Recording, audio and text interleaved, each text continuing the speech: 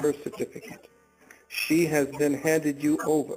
In fact, she is the informant that lets the state know, that hands over the product, which is in fact, you have to remember that the birth certificate was first actually created to deal with the higher breeding and the higher stock of cattle.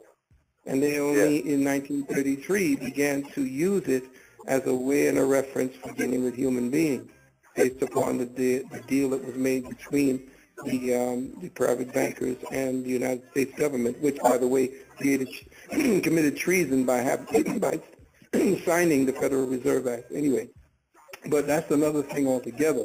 The main thing is that your mother, and you'll notice underneath the place where she used to sign, underneath the black part, it does not say mother or father, it says informant. So your mother informed on you, dropped a dime on you unknowingly, and gave you over to the state, by which that bond, which is $1 million back then, was then formed around your name, which created a corporation that looked like your name but was made in all capital letters. It is that which is being moved against in all manners of commerce outside of the private sector. And until you have reclaimed not ownership, but jurisdiction over that, by letting the state and those who play in the game know that you know how the game is being played and you're not part of it anymore, then you step over into the private side. And that is what we do. That is the theme of our show, public and private. And that's what we do. We teach on this show. We go into all of the different ways into privatizing yourself. We talk about private trust, all these different things. We get into that. I mean, that was a major discovery for me in my trek through all of this information, discovering, this is about private. That's where rights are. That's where your rights under the creator of the boundless universe exist. You have to be on the private side, not in this fictional world, this construct that they created out of their own belfry.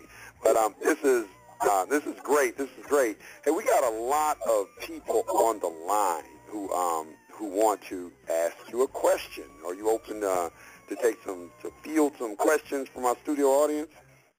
By all means, on this beautiful Sunday morning. Okay, great. Okay, we have a sister, Jody, in, I think this is Hemet, California. She says she has a question on who are the extraterrestrials. Sister Jody, how are you doing this fine morning? You're on Welcome to High Frequency Radio. Hello. How's everybody doing? Great. That's great. Good. What's your question, sister? Yeah. Well, I wanted to know, who are the extraterrestrials? Because I hear a lot of different things. I hear that we as melanated people are, or the Europeans are, because they're different. I just want to know a little bit more on that, because I'm kind of confused on which is which. Well, and what's we are. good or what's bad. Well, we are the extraterrestrials. We are the nomads. We are the cosmic. In my book, the Cosmic Codex, I define us, the original us, as cosmic nomads.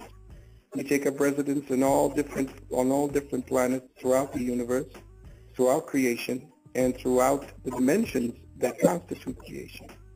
So we are cosmic nomads. And the very fact that we are fed by the sun's cosmic rays and the stars' cosmic rays, and we are constituted of cosmic material, means that we are extraterrestrials. Now, in the prosaic term, and in the common or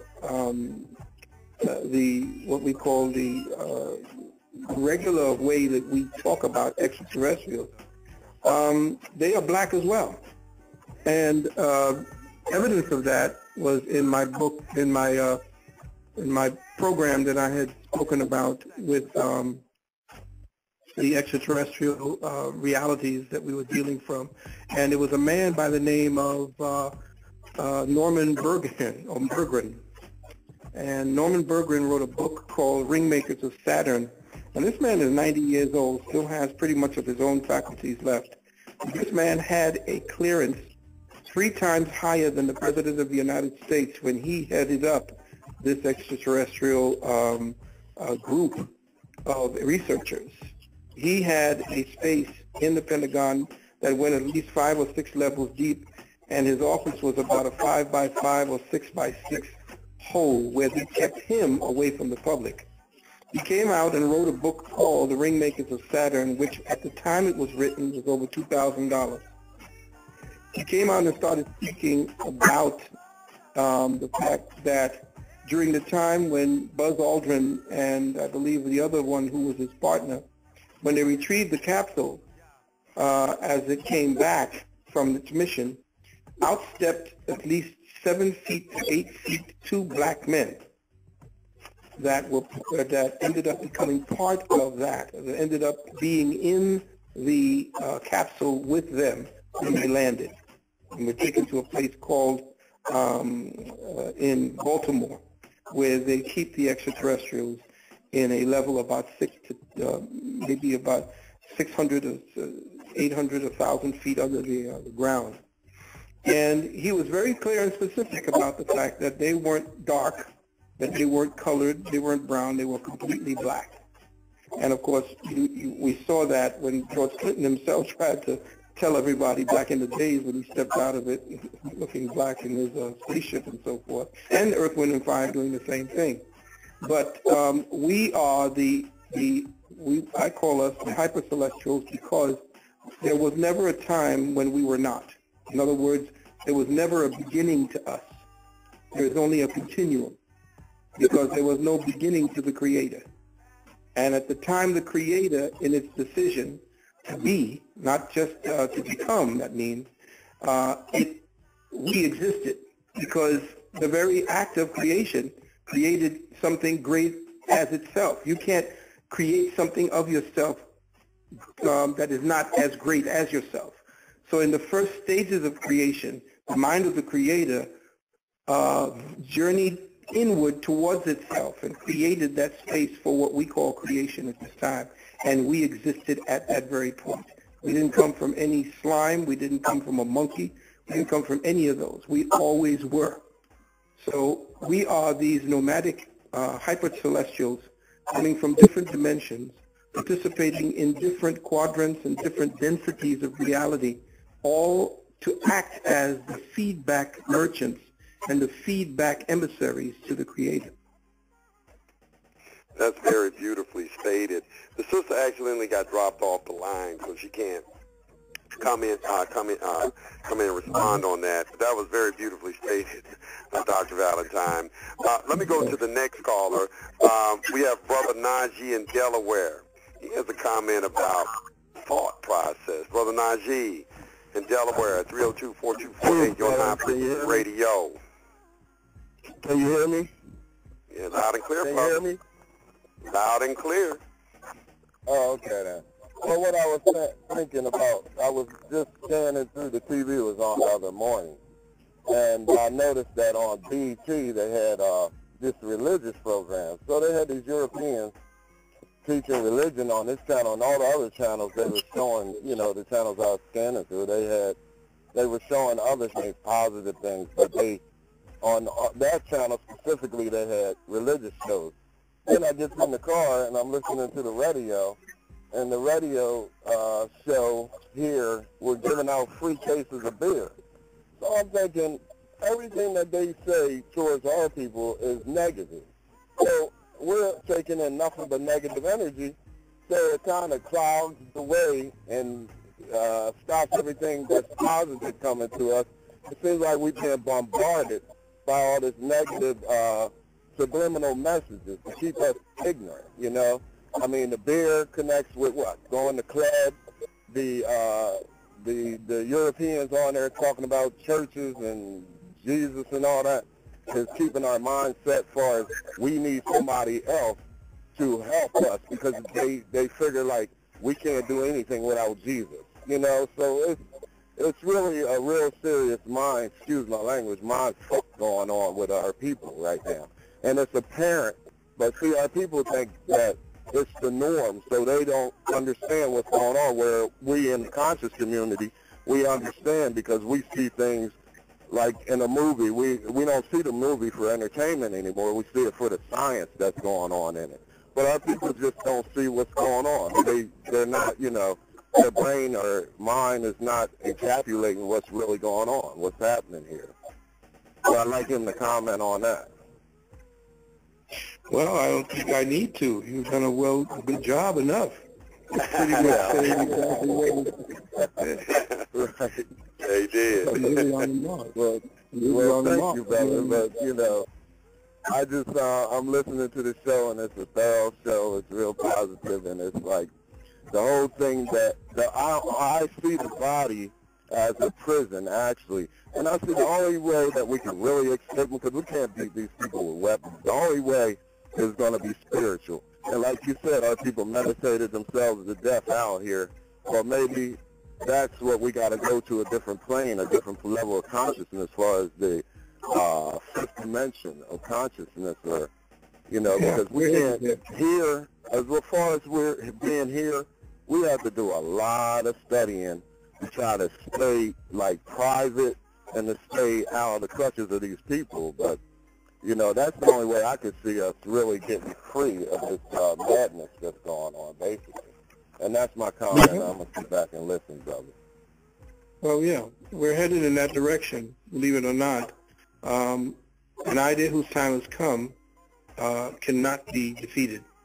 And the idea for us that we've been trapped and locked down for so long, at least 2,000 years, in the reign of ignorance, the time has come when there will be a flood of knowledge and flood of understanding and overstanding that will encompass this planet. And then what we are saying here will be undeniable in the time of our children and grandchildren. Wow. Wow. All right. Thank you, brother. Thank you, brother, for that excellent comment. Let me move on. Got another caller. We got a lot of callers in queue. Let me move on to let's see, Brother Xavier. He's out in L.A., Los Angeles, California. He has a question about women being a different species. Is that right, Brother Xavier? Yeah. I heard, peace to the gods. Peace to the gods, bro. I heard, Phil, one time I was watching one of your lectures, and I came across you saying that female were a different species or a different kind of being than men, and you were going in and saying something like that. So I wanted to see if you can recall on that topic you brought up. Yeah, I'm interested in that myself. There are times that I use poetic license to make a point. When I say that she's a different species, I'm just simply saying that the feminine principle is different from being a man. She is unlike the man. But today she is being forced to become like the man in actions and in thought. When she is now in a double struggle to acclimate to a world that's demanding her to stay equal to men, well, within her, if she is what is called a gynic woman, she is fighting to actually express and maintain that within a world that's demanding that she doesn't.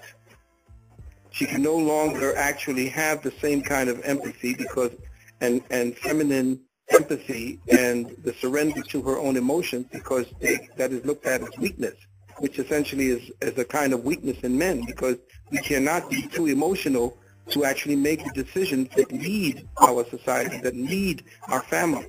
We have to be clear. And so we are created not to have or emote.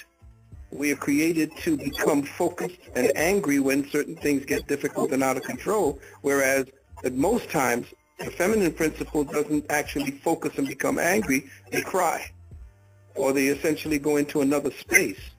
And this is something that women today, because over the last, say, 60 years, they've been told that that is not what a woman is, they are denying that part of themselves as if it never existed, as if that part of their empathy towards human beings, towards situations, was a weakness, and therefore they deny that in themselves.